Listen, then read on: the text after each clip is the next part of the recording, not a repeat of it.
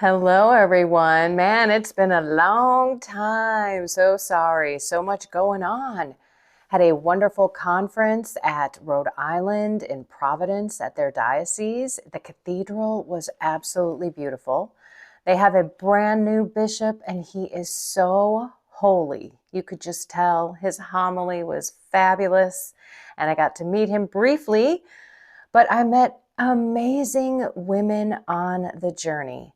So many people came up, shared a little bit of their story, a little bit of their heart, and others I know just by looking out in the crowd who I may not have met in person had an impact. Lots of tears, lots of laughs. So I think again, it was Holy Spirit filled. People that were at this event, a lot are on the spiritual journey. A lot know the spiritual fight. A lot have this book. A lot fight every day. That's why we're supposed to capture every thought and make it obedient to Christ. What would Christ do in this situation? What, with temptation, with anger, with rage, with fear, with anxiety, with worry.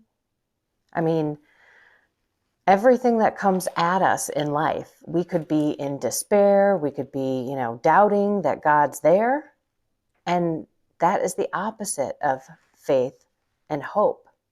By the way, love, the opposite of love is selfishness. And one of the things I've been studying is some of Father Ripperger's videos on the spiritual life and how we get stuck. Like how we actually stick ourselves into this situation. And we are the ones that are causing the spiritual dryness, that kind of winter spiritual season. Oddly enough, we are approaching winter, at least where I live. And you can see it all over. The trees are losing their leaves and their souls are being bared, their ugliness, all their scars and their lumps and their bumps and their broken limbs. Everything's being exposed. And I kind of look at that like, we should get to confession. That was one of the things that Father Ripperger said. If we still have defects in our life, if you're still battling sin, if you're still battling that same venial sin as well, especially mortal sin, get to confession. It is such a beautiful sacrament. And you come out filled with sanctifying grace, which we all need. But he also said that if you have defects, it is going to be harder for you to control your lower faculties, which is basically your body in mental prayer. So that's just one more thing that's stacked up against you, but it's not an excuse not to pray. Mental prayer, it's the second level of the 9 levels of prayer, is the entryway into all the other levels. The first level we're all doing all the time is vocal prayer. We are reciting the Our Father, the Hail Mary, the Rosary. We are reciting the chaplet. If we use the Rosary as a meditation, and in order to be mental prayer meditation, it's got to be 15 minutes, but I say, come on. Who can calm your mind down and, get it done in 15 minutes and be totally focused? I mean, it takes practice to get there. So if you're not in practice of quieting your mind, give yourself an extra 10 minutes to just close your eyes and to put yourself into God's presence, to ask the Holy Spirit to help you pray as you ought because you don't know how, and just allow God to just bring all of your shoulders down, all the pressure and stress.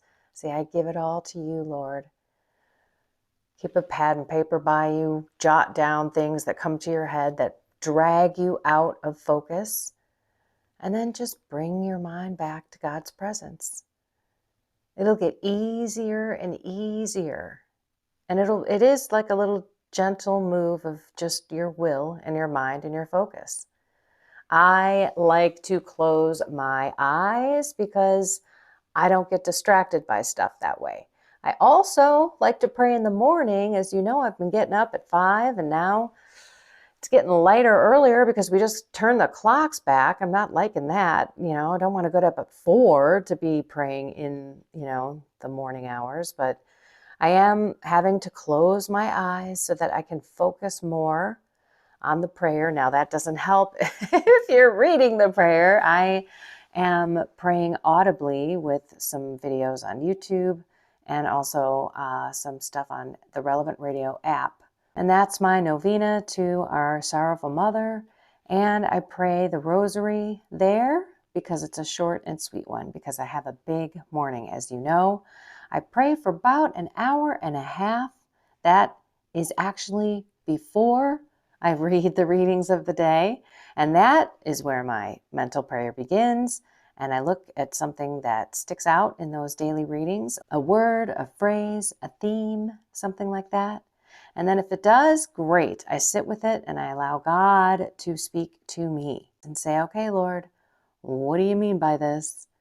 And then I allow him to put some thoughts in my heart. Lord, if this is you, I want more. Lord, if this isn't you, I don't want any of this. Take it away. These are things that we should say as thoughts come in, as we discern the spirit that comes into our minds. And remember, if you are attached to that sin and you just don't want to give it up, you're kind of saying, not today, Jesus. I did a podcast on that this morning. You can listen to my podcasts anywhere. I am no longer putting them on YouTube. It was such a pain, and it took so long for those podcasts, I don't know why, to upload. And then, I had to do it on my laptop. Just so much better not doing that, because you can get it anywhere on any podcast platform: Apple Podcasts, Google Podcasts, Spotify, Stitcher, Breaker. I think it's like on iHeartRadio. I know it's on breadboxmedia.com. That's a Catholic website that you go to that has a lot of podcasts there. But plenty of places to hear it. You can go to my website, kendravonesh.com. Just go click on podcast, and every day, Monday through Friday, I try to do a 10-minute one, but sometimes I'm a little talker, so I go 15. But anyway, I talked about saying, not today, Jesus, where we turn from Jesus and his grace. What's an example of that? Well, what if you had a prompting on your heart that said, I ought to go pray. And then you don't. You keep scrolling through social media, you're watching other YouTube videos, you are turning away from that grace that just came into your heart. You were prompted to go pray. You felt like praying. That's a big deal. And then you didn't.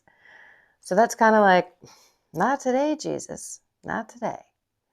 And for us, we need to remember when these promptings come into our life that edge us toward something good. Maybe it's working out and all of a sudden you feel great and you're like, hey, I should go for a walk. Go for a walk. Don't turn away from that. Again, God is always prompting us through our guardian angel. And by the way, if you want to know your defects, ask your guardian angel to show you. Oh my goodness. Do it. Okay, I'm going to go head over to the Soul, Mind, and Body group. I didn't call this anything today because it's a combo of Monday motivation. I have to call it Saturday morning with Kendra. I don't know what to call it anymore because I'm not drinking coffee. I am drinking tea though. I have to tell you, it's pretty good. I'm on day 6 of no caffeine and I'm doing great with it. So I don't know. I think it's going to stick. Remember, check on your defects. They are going to affect your lower faculties when you're praying. And also call on God to change your heart. He can do anything. He can change your desires if you're still holding on to that sin. Alrighty, everyone. I am going to head over to the Soul, Mind, and Body membership group. I'm going to talk about how I went crazy. This is why I have all these puffy face and bags under my eyes and like everything puffed up. Yesterday, I just chowed. And we're also going to talk about evangelization. I'm going to share some experiences I had on my 2 flights home. If you want to join, click join below, and I'll see you over there. Otherwise, I will see you next time. Find something more with God, soul, mind, and body, and have a blessed and inspired day.